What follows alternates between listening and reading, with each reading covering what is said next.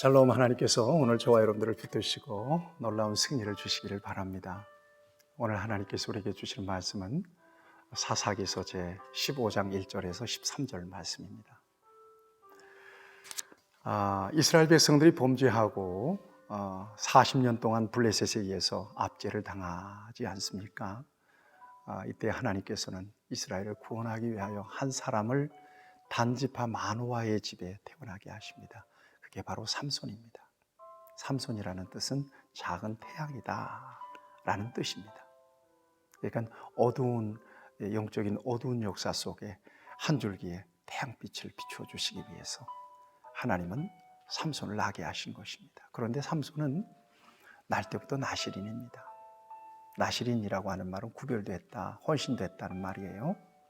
그래서 삼손의 어머니가 그를 임신했을 때부터 부정한 것을 만지지도 못하고, 그 다음에 포도주와 독주를 먹지 말고요. 그 다음에 삼손이 태어났을 때 역시 삼손도 독주와 포도주 못 마시게 되었고요. 부정한 것은 먹지도 만지지도 말아야 했고요. 그 다음에 머리를 자르지 말도록 했습니다. 나실인의 규례는 이처럼 철저하게 지켜져야 했습니다. 하나님은 특별한 목적을 이루시기 위해서 삼손을 그렇게 태어나게 하신 것입니다. 구별되게. 그리고 하나님의 성령을 그에 부어서 그가 사사로서 활동하기 시작하면서 이 삼손이 나실인으로서의 신분을 망각하고 자꾸 그 규례를 깨뜨립니다. 짓밟습니다. 여러분, 우리가 아는 대로 이방 여자를 좋아해가지고 그와 결혼합니다. 부정한 것, 사자의 시체를 만지거나 그 시체 속에 있는 꿀을 이렇게 옮겨주고 먹고, 또 오늘 본문에 보면 잔치가 벌어지는데, 잔치가 벌어지면 의리에 술이 있을 건데 술도 먹게 되겠지 않습니까? 여러분, 이렇게 나실인으로서의 신분을 잃어버리고 일탈한 삼손, 그로 인하여 여러 가지 일파만파 어려운 일들이 생기잖아요. 그랬음에도 불구하고 하나님은 그것들을 다 선으로 바꾸세요. 하나님의 이스라엘을 구원하시는 역사로 다 바꿔내세요. 여러분, 여기에 하나님의 은총이 있어요. 여러분, 하나님의 일을 사람이 하는 것 같지만 절대로 사람이 하는 게 아니에요. 사람의 능력이 탁월하다고 해서 탁월한 역사로 이루어지는 게 아닙니다. 사람의 능력이 무능하다고 해서 하나님의 역사가 실패로 돌아가는 법이 없어요. 그러니까 하나님의 일을 위해서 우리를 불러내신 것은 그냥 은총이에요. 상 주시기 위해서 불러내신 거예요. 하나님이 우리를 통해서 일하세요. 그러므로 모든 영광은 하나님께 돌아가야 되죠. 명심하세요. 저와 여러분들이 성도로서 온전치 못하게 부족한 모습으로 살면서 하나님의 역사를 자꾸 그르치는 것 같아도 하나님이 수습해 가시면서 여전히 저와 여러분들을 붙드셔서 그 자리에서 일하도록 만들어 주세요. 여러분, 이게 저와 여러분들을 향하신 하나님의 사랑입니다. 하나님의 은혜가 너무 크죠. 자, 이제 오늘 본문 말씀도 보면 삼손의 아버지가 딥나로 내려갑니다. 왜냐하면 삼손과 결혼시키기 위해서. 그래서 그 성경 10절을 보면 삼손의 아버지가 여자에게로 내려가. 여기서 여자라고 하는 말을 이슈아라고 이렇게 썼습니다. 이슈아는 결혼한 여자를 의미할 때 이슈아라고 하는 말을 씁니다. 처녀에게는 베툴라라고 하는 말이 따로 있습니다. 그러니까 이제 결혼식을 벌이는 것입니다. 유대 풍습에 따라서 결혼식을 하는 것이 아니라 또 블레셋 풍습에 따라서 결혼식을 하네요. 일주일 동안 합니다. 블레셋 갔으니까 삼손의 친구들이 없으니까 삼손의 친구 들러리들을 30명이나 또 이렇게 동원을 했습니다. 잔치가 한참 무르익어갈 즈음에 삼손이 수수께끼를 냅니다. 이것도 역시 하나님의 구원의 역사를 이루시기 위함이었다는 사실을 우리가 나중에 확인할 수 있는데, 이런 수수께끼를 냅니다. 먹는 자에게서 먹는 것이 나오고 강한 자에게서 단 것이 나왔느니라. 이게 뭘까요? 이렇게. 만약에 이걸 맞추면 너희들에게 겉옷 30벌을 주겠다. 못 맞추면 너희들이 겉옷 30벌을 줘라. 그런데 이 블레셋 사람들이 알 턱이 있나요? 맞출 수가 있나요? 잔치는 다 해가는데, 그래서 1회째 되는 날, 잔치가 끝나는 날은 삼손의 부인을 협박합니다.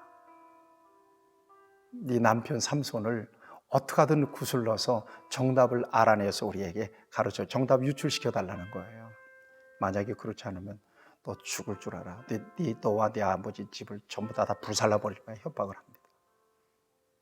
그래서 결국 울고 불고 삼손의 아내가 삼손을 구슬러 가지고 결국 삼손이 그러잖아요. 우리 아버지한테도 안 알려줬는데, 그러면서 정답을 알려줍니다. 그리고 블레셋 사람들이 정답을 삼손 앞에서 얘기하잖아요. 꿀, 사자. 그런데 삼손은 알아챕니다. 정답이 유출됐구나. 이놈들이 우리 집사람을 완전히 협박하고 구슬러서 정답을 알아냈구나. 그래가지고는 이스글론에 내려가서 30명을 죽여요. 그리고는 거기에서 겉옷을 빼다가 벗겨다가 그 사람들에게 30벌을 줍니다. 그리고는 화가 머리끝까지 나가지고 자기 아버지 고향으로 돌아가 버리고 말아요. 이 결혼잔치가 영 우습게 됐습니다. 그러자 삼손의 아내의 아버지가 그 결혼식 들러리로 온 블레셋 사람 한 사람에게 삼손의 아내를 또 넘겨주어서 결혼을 시킵니다. 여러분 상상해 보세요. 이런 역사가 정상적인 역사는 아닙니다. 이게 전부 다 이 삼손이 나실인으로서 온전치 못하게, 구별된 삶을 온전치 못하게 사는 것으로서 벌어지는 일들이거든요. 여러분, 단추는 첫 단추부터 잘 꿰야 돼요. 어느 순간부터 단추가 잘못 꿰지기 시작하면 결국 이렇게 계속해서 틀어져요. 인간이 저지른 일들이 다 그렇다니까요. 그런데 참 하나님은 의로우세요. 그럼에도 불구하고 하나님의 뒷수습을 다 하신단 말이에요.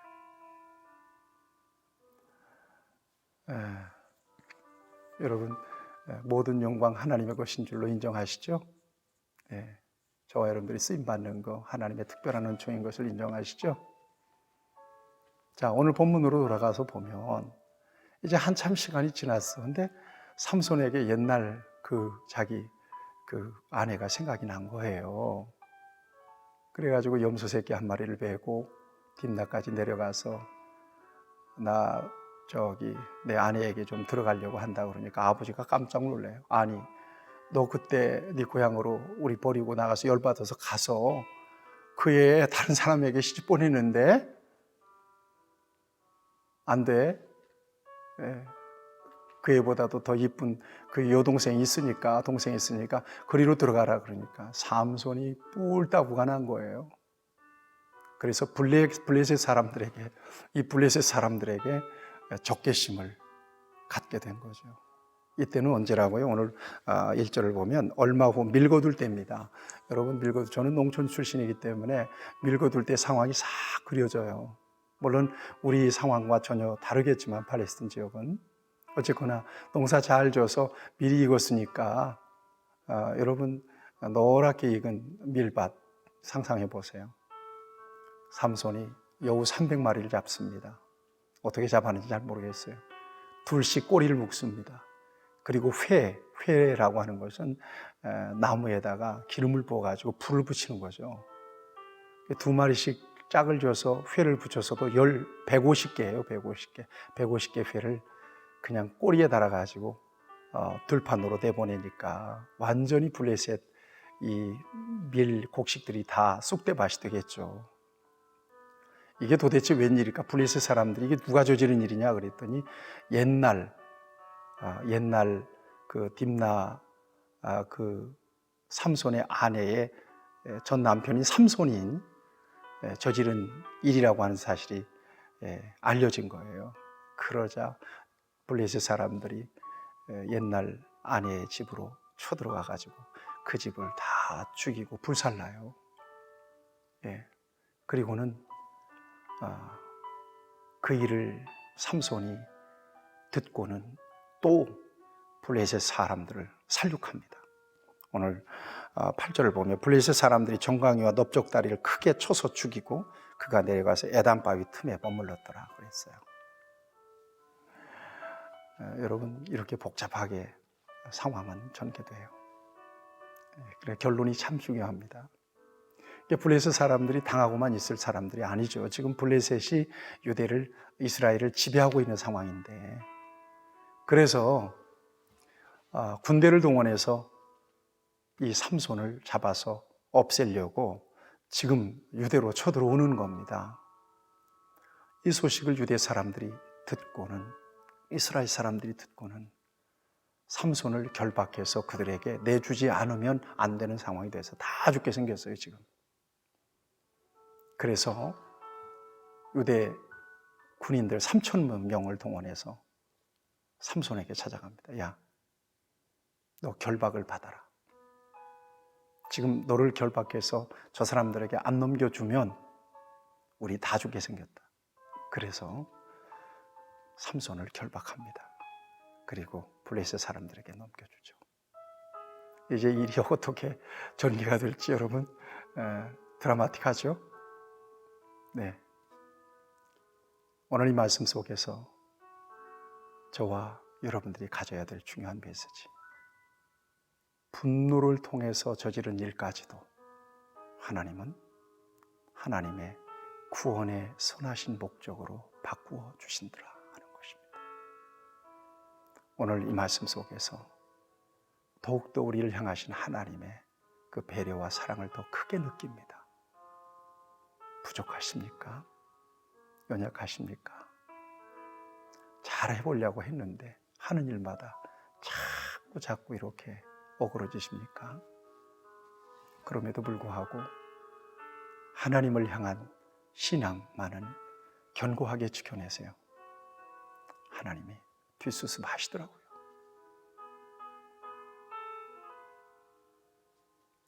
하나님이 뒷수습 하세요. 하나님을 신뢰하세요. 하나님 의지하세요. 하나님, 내가 그렇게 부족한 줄 알면서도 나를 부르신 거예요. 참 이렇게 연약한 우리를 불러내시고 하나님 불안이 있으실 거지만, 그래도 하나님이 우리가 넘어뜨리고 우리가 복잡하게 만들어버린 그 모든 상황들을 하나님의 영광에 훼손되지 않도록 이렇게 섭리하시고 간섭하시고 정리하시는 것을 생각하면 하나님의 은혜를 감사하지 않을 수가 없습니다.